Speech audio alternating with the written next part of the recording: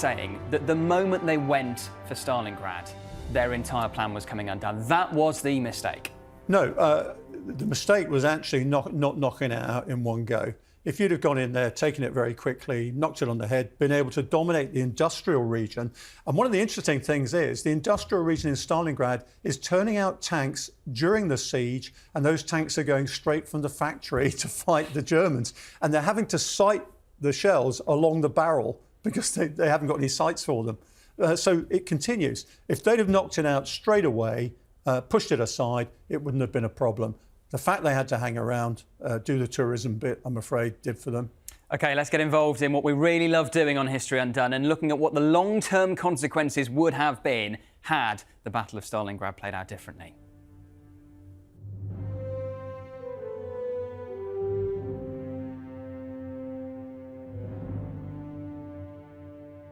OK, we've zoomed out. We're back with my favourite map, the big map of Europe. Just to remind us, Stalingrad is just over there. Dr. Chris Parry, to pick up on the point you've just made, you think the Germans could have won at Stalingrad. They should have just knocked the city out early on. Had that happened, talk us through the consequences for the rest of the war. Well, I mean, there's a couple of things. What we've got to remember at the time of Stalingrad happening, and let's say they did capture the city in the early autumn of 1942. In November, of course, El Alamein happens in North Africa. So Rommel gets knocked out of the game. But what's really interesting about this is the whole ambition for actually striking Egypt, the Suez Canal, and then coming round into the greater Middle East here, of course, falls apart at El Alamein. But if you manage to hold Stalingrad and this line between Archangel and Astrakhan, and you can actually screen the Russians away from the Caucasus, not only can you consolidate in the Caucasus and take the oil and the resources of Kazakhstan, which are quite close as well, you can then actually go down to the south. And you don't need to take my word for this. If you listen to General Allenbrook's diaries, he says at the end of 1942, we were in a really bad way. You know, the Battle of the Atlantic wasn't going that well because of the U-boat campaign. Before Alamein, Rommel was on the march, and the Germans were at their greatest extent in Europe at that point. And he said Stalingrad transformed that, because what could have happened is they could have struck down here into Iran and taken Abadan, which is on the neck of the Gulf, and was the place through which all the oil that supplied the British Empire in its fighting capacity came through. And Allenbrook says if they'd have been able to take Abadan, we'd have been out of the game. There was also the possibility, and the Russian archives tell you this, that Turkey then would have come on side with the Axis, and you'd be able to link up with Japan to threaten the Indian Ocean as well. So the alternative plan to Barbarossa, which the German Navy favoured, was to actually have an Eastern Mediterranean strategy that came in through here. Instead of doing it through the Eastern Mediterranean, which became possible after El Alamein and after the Italians decided they didn't want to play at sea, actually could have been implemented by consolidating here in the Caucasus, going down through Iran and destroying our ability to use fuel. And if the Germans had been successful at Stalingrad, just think of all the resources in manpower, aviation, and armies that they could have actually put elsewhere. And of course, that includes, let's have another go at Britain. I mean, that is truly fascinating. You mentioned El Alamein there, Chris. Just to mention, we did a brilliant episode on the Battle of El Alamein, the second Battle of El Alamein, a few weeks ago. Go and check that out. John, to bring you in, what do you make of what Chris is raising there? I mean, some pretty big what-ifs. Absolutely huge. And the possibility is definitely there. I mean, the strategy of striking down through the Caucasus, well, shipping through the Caucasus and hitting the kind of the British in the rear in the Middle East and taking the Iranian oil fields and so on. A lot of Germans thought that was going to happen for Barbarossa. Yeah. So when they were all being shipped east in the early summer of 41, the spring and early summer of 41, in their diaries and letters home, they were all going, oh, great, the Soviets, who, of course, are their allies at that point, they're going to let us through. You know, we're not going to invade. We're going to be shipped through and down through the Caucasus, and lo and behold, Turkey's going to join us and so on, and we are going to charge through the Middle East, and that will be the end of Britain and her global empire. She'll sue for peace, and then, you know, the war, as far as we're concerned, is over. Were the resources there for that? kind of who knows and so on, but the strategic possibility was most definitely there. And if they hadn't been fixated on Stalingrad, or that, as Chris rightly stated, if they got over it first and then moved again a balance of forces down into the Caucasus to push that offensive forward, then that's a distinct possibility. And bring the Turks on board, John.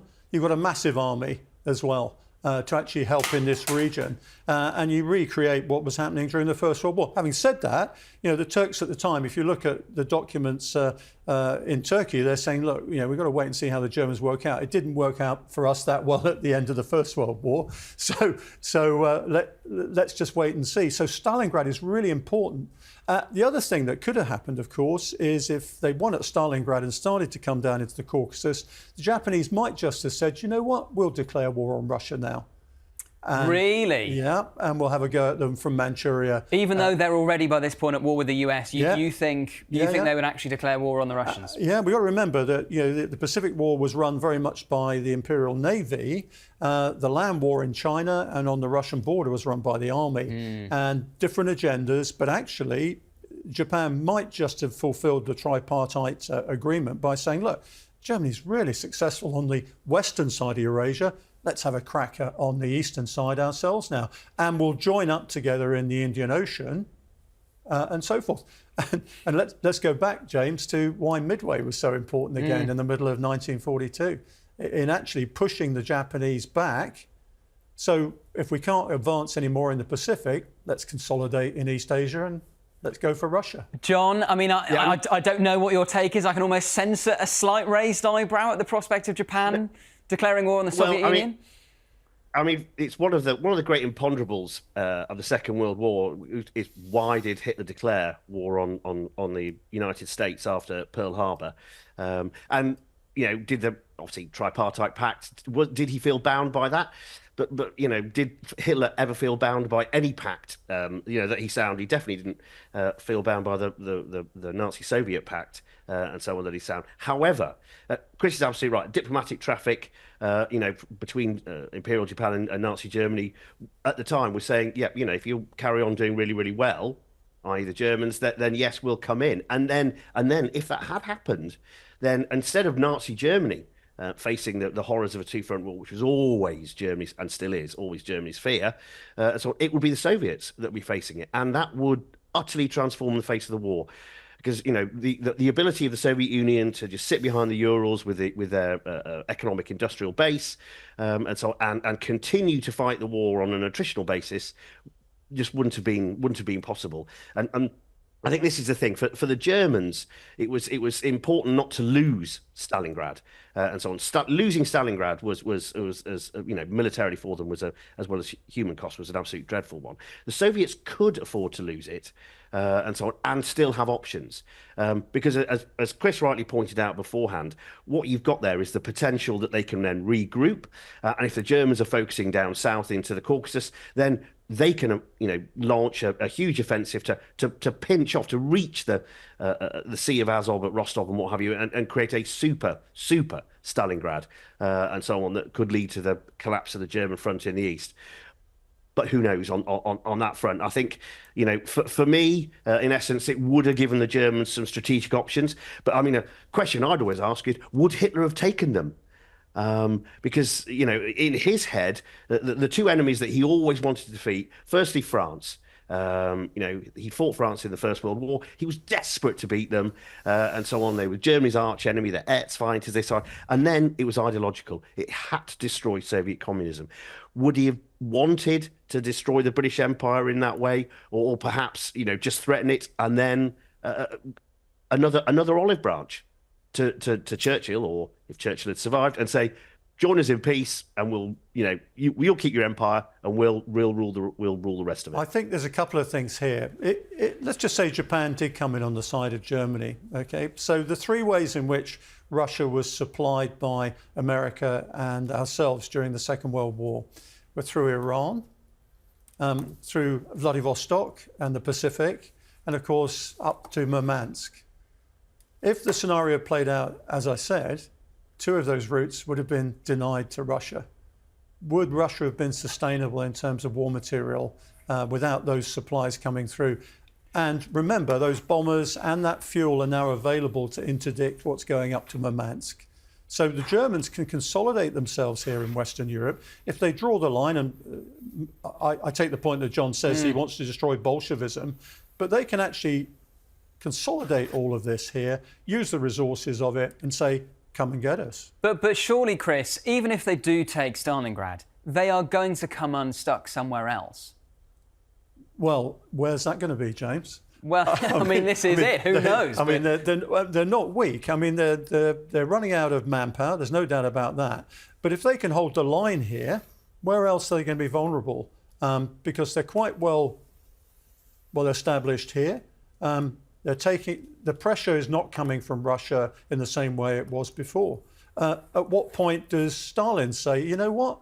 I think I'll take a breather now. I might come back in a couple of years, but I might take a breather. But this is a vast expanse to defend. And of course, they've got pressure coming in the next year or so from its Western Front. So, well, is there going to be a Western Front? You think the Western Front doesn't open up? Well, it looks very risky, doesn't it? I mean, at the end of the day, the defeat at Stalingrad, I would say, is more important than actually Operation Torch in North Africa that takes place at the end of the year. Because in terms of actually directly threatening what the Germans hold dear, which is this fuel, I mean, I think, you know, Hitler rightly saw this fuel issue as being absolutely vital. When you've got, you know, the Tirpitz, for example, in northern Norway, having to say, look, I can only sortie 3 times this year because I don't have enough fuel. That's a real problem. And the aviation is in the same place. The actual war machine that Hitler is generating here cannot survive without fuel. And they're being really deprived of it. So they have to get hold of that. So it's absolutely critical. John, your thoughts? Yeah, it's without a doubt. I mean, the issue, Western Front, obviously there's the Dieppe attack in August 1942 that obviously failed, and you know, a lot of Canadians in particular were killed. So that kind of knocked the head on a Western Front opening in 42 and 43 as well. I think what would have happened if the Germans had been successful on that front, it would have actually, perhaps one of the biggest things that would have come out of it, would have given Stalin and the Soviets a decision to make. So as Chris said, could they kind of go, okay, we'll accept that, we'll sit back and so on, hold on to what we've got and to, you know, regroup, or do they have to try and seize the initiative? Because the war from the start in the East, from 22nd of June onwards, is one of the Germans having to keep the initiative to how do we win this? How do we beat the Soviet Union? The Soviet Union just has to survive. It doesn't have to beat the Germans. It just has to exist. But if in the scenario that we've painted now, if the Russians are being Soviets are being starved of fuel, as we've said, they're only getting things through Murmansk and so on, then perhaps they've got to go guns out, you know, and their issue is we have enough reserves and so on and resources to do one huge all-out offensive. Where is it going to be? And that would hugely turn the tables, because it's always the Germans who are having to decide that, as they did the summer, obviously that summer offensive in Kursk. The Soviets never had to decide where's our main offensive going to be until they were in the driving seat in late 43, 44 and so on. And for the first time, it would give the Soviets something to think about. Do they go all out to cut off the Caucasus and so on, and beat the Germans in the south, and hopefully, you know, their entire line in the east will then be destroyed? Final question for each of you. I'll start with you, John. If Stalingrad is won by the Germans, does that affect the overall outcome of the war? For me, all it does is lengthen the war for a relatively short period of time. I think that the German lack of resources, their ambiguity about where their objectives are, their inability to match those objectives with the resources that they've got, would mean that over time they would have just been in an intolerable situation, and attrition would just grind them into dust. Chris, same question to you. Well, it's interesting. I mean, one of the big things about Stalingrad is the huge uplift in morale that the Russians get at actually finally being able to defeat the Germans and actually march them through cities and say, look, we've just taken 100,000 prisoners and things like that. And so the momentum starts to build after that. Now, that wouldn't have happened if the Russians hadn't have won at Stalingrad. I think there's a combination of things happening at the end of 1942, and we hinted at it earlier. Rommel gets defeated in North Africa. Stalingrad happens. It's the biggest conflict in the pre-atomic age in terms of casualties and scale and things like that. So we've got a massive battle that's taken place. And I think there's a step change in mood at this point. And as you look, if you're on the Allied side, you're saying 1943 is actually looking quite good because the Russians are advancing. They've just destroyed a huge army. There's quite a lot of material been lost. Momentum, morale has been lost on the German side. We're clearing the Mediterranean now.